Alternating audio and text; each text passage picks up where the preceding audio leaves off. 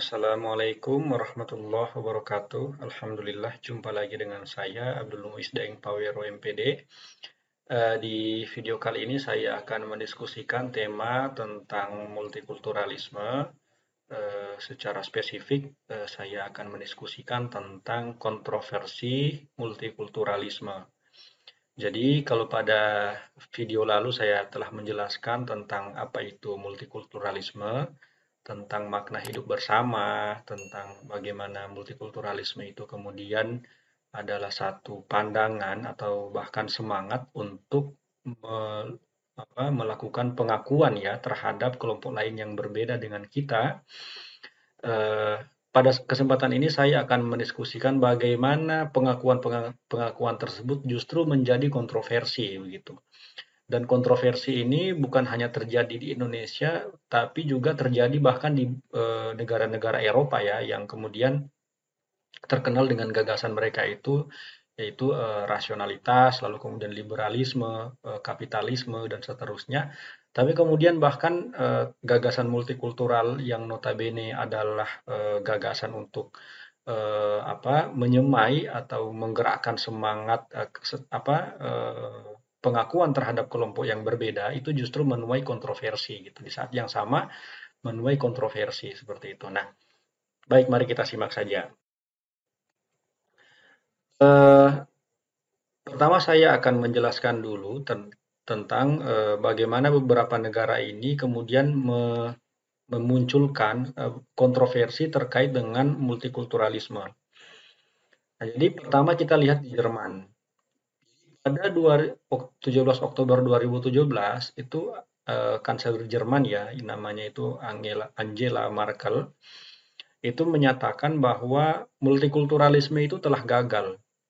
Nah, menurut Merkel, multikulturalisme itu adalah ilusi ya, atau adalah ilusi bahwa orang Jerman dan pekerja asing bisa hidup berdampingan secara damai gitu. Nah, jadi saya kira ini nanti akan kita diskusikan lebih panjang apa penyebab Merkel atau Kanselir Jerman ini mengeluarkan statement seperti itu gitu ya. Apakah memang masih ada sisa-sisa rasisme yang kemudian di zaman Nazi itu sangat terkenal dengan rasisme ya? Apakah masih diwariskan sampai hari ini atau seperti apa gitu? Akan tetapi kalau kita lihat misalnya di Inggris ya, ada satu pidato yang disiarkan oleh BBC London, itu menyiarkan pidato Perdana Menteri Inggris yang bernama David Cameron. Dia menyatakan bahwa Britania itu sudah mendorong culture-culture yang berbeda untuk menjalani hidup yang terpisah. Nah, jadi pernyataannya ini kemudian mengartikan bahwa Britania itu telah melakukan misi semacam itu ya, semacam misi untuk memisahkan culture-culture yang ada di Inggris.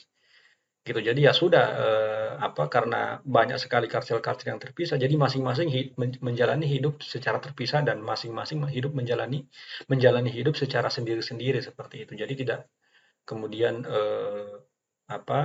memusingkan atau mementingkan urusan orang lain seperti itu. Yang penting kita jalan sendiri-sendiri saja seperti itu. Lalu yang ketiga ada salah satu tokoh yang namanya itu Melanie Phillips yang melanjutkan argumen ini dalam Daily Mail yang berpendapat bahwa multikulturalisme itu merupakan bentuk rasisme terbalik atau reverse racism dan kemunafikan yang aneh. Kalau dalam rasisme ada sikap satu budaya yang mendiskriminasi dan melecehkan budaya lain, maka dalam multikulturalisme ada sikap budaya yang menuntut pengakuan secara berlebihan gitu. Nah, jadi kan sebagaimana yang saya jelaskan di video lalu bahwa multikulturalisme ini kan adalah pengakuan akan budaya orang lain yang berbeda dengan kita seperti itu. Jadi ketika misalkan ada budaya yang berbeda dengan kita, lalu kemudian hidup satu daerah dengan kita, maka kita harus mengakui keberadaan mereka. Bahkan bukan hanya sekedar mengakui, kita juga membantu mereka ketika mereka melakukan aktivitas-aktivitas kebudayaan. Nah, inilah yang kemudian dikritik oleh Melanie Phillips. Jadi mungkin juga ini yang menjadi faktor penyebab Kanselir Jerman menyatakan multikulturalisme adalah bahwa orang Jerman dan pekerja asing itu tidak bisa hidup berdampingan secara damai, termasuk juga yang dikatakan oleh David Cameron bahwa Britania itu sudah mendorong culture-culture yang berbeda untuk menjalani hidup yang terpisah. Nah, ini karena dengan adanya pengakuan dari multikulturalisme itu bahwa ideologi multikulturalisme itu kemudian meniscayakan pengakuan akan budaya lain, maka dikhawatirkan gitu ya, budaya yang tidak sejalan dengan dengan budaya kita misalnya ya. Contoh misalkan budaya pekerja asing gitu ya, yang kemudian tidak tidak sama dengan budaya Jerman, lalu kemudian atas nama multikulturalisme orang-orang Jerman itu kemudian mengakui orang-orang asing pekerja asing yang notabene tidak seperti budaya orang Jerman gitu. Nah, itu tentu bisa menimbulkan masalah gitu. Maka kata kanselir Jerman itu adalah ilusi ketika pekerja Jerman itu bisa hidup berdampingan dengan orang Jerman gitu. Nah, karena memang budaya kerja mereka itu mungkin saja berbeda gitu. Seperti kita misalkan contoh sederhana.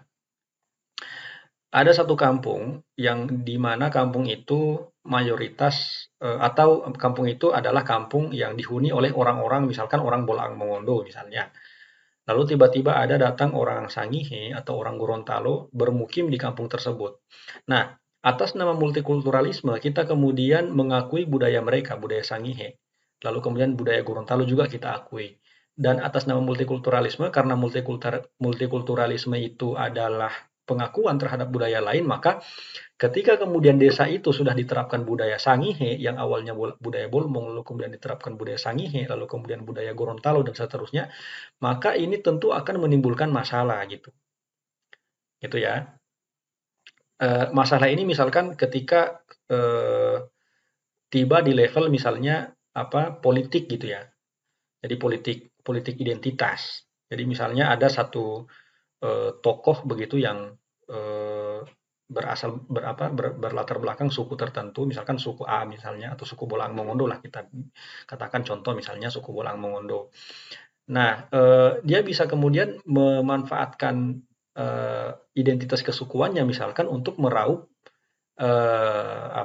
suara atau meraup keuntungan dari misalnya orang-orang yang bersuku Bolaang Mongondo. Begitu juga suku-suku yang lain, misalkan Gorontalo, Sangihe, dan seterusnya gitu. Jadi inilah yang kemudian dikritik oleh seperti David Cameron, terus Melanie Phillips, Angela Merkel, dan seterusnya. Jadi karena multikulturalisme ini merupakan pengakuan terhadap budaya lain. Jadi bagaimana misalkan ketika kita mengakui budaya lain, lalu budaya yang lain yang kita akui itu justru semakin mendominasi atau semakin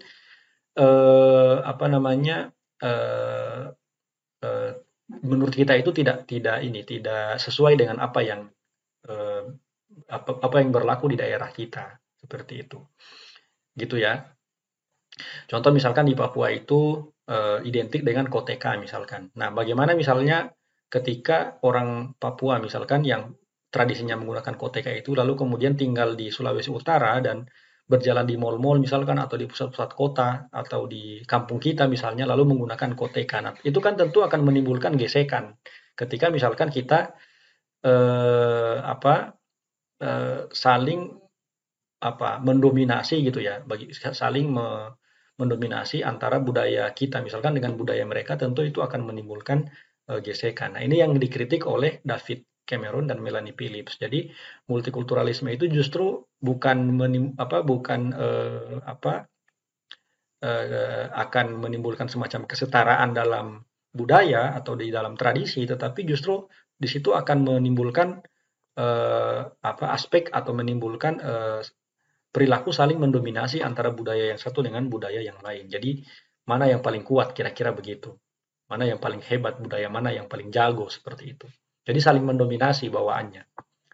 Nah, multikulturalisme ini juga dikritik oleh kaum feminis, khususnya multikulturalisme yang menekankan penghargaan terhadap masing-masing budaya. Nah, multikulturalisme yang menekankan penghargaan terhadap masing-masing budaya itu telah ikut melestarikan praktik-praktik budaya yang merendahkan martabat manusia seperti itu. Nah, jadi misalnya soal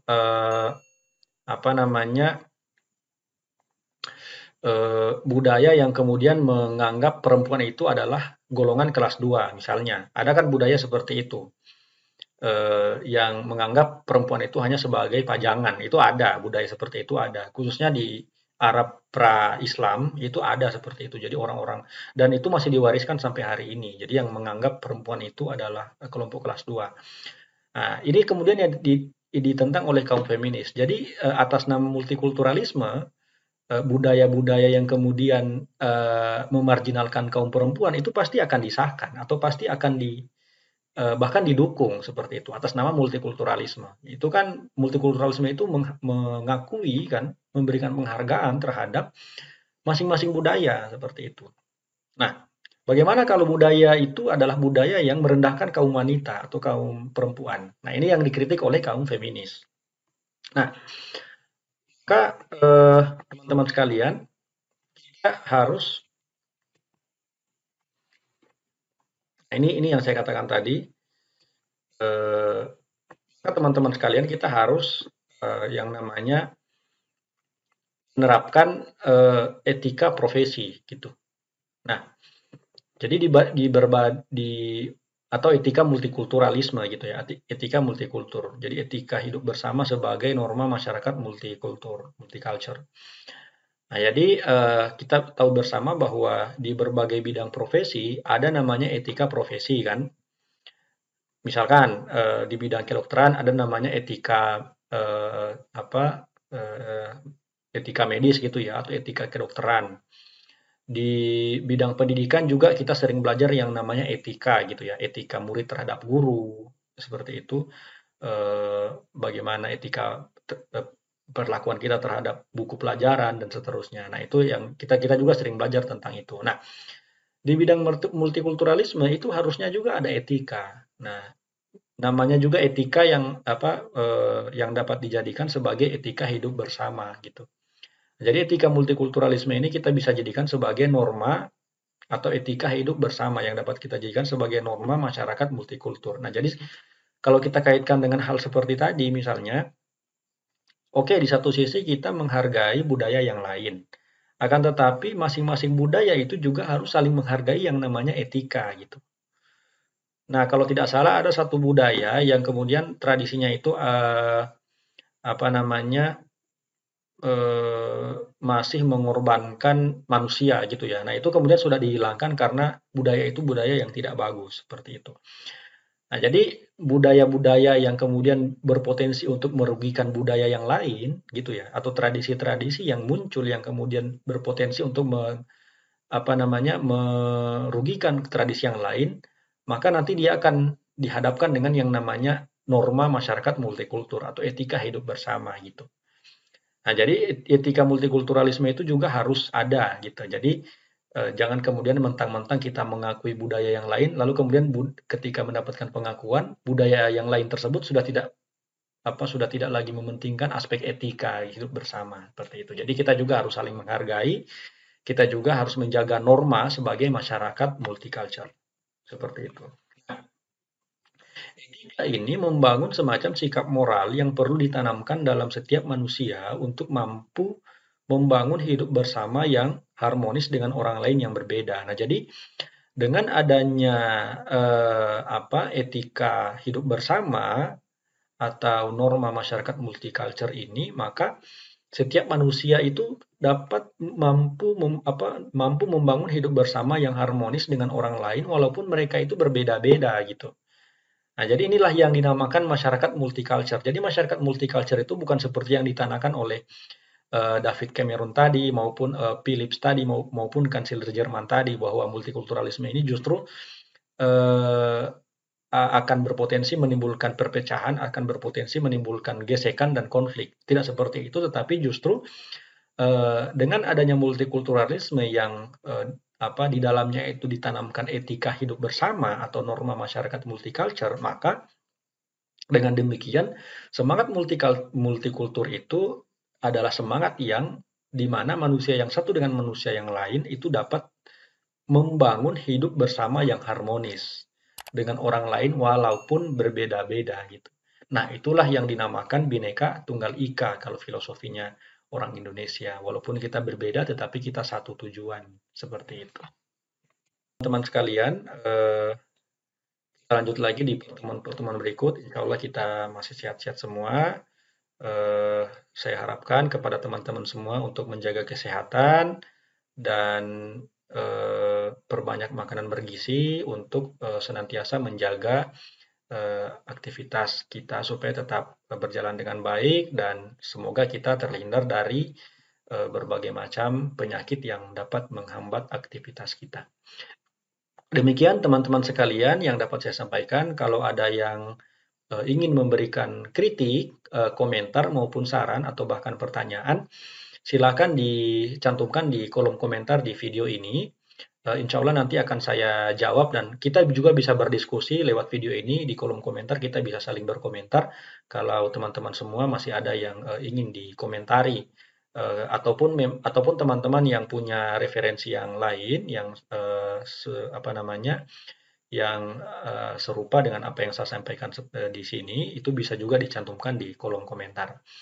Demikian teman-teman semua, kita lanjut lagi di video-video berikut, di pertemuan berikut. Saya akhiri, wassalamualaikum warahmatullahi wabarakatuh.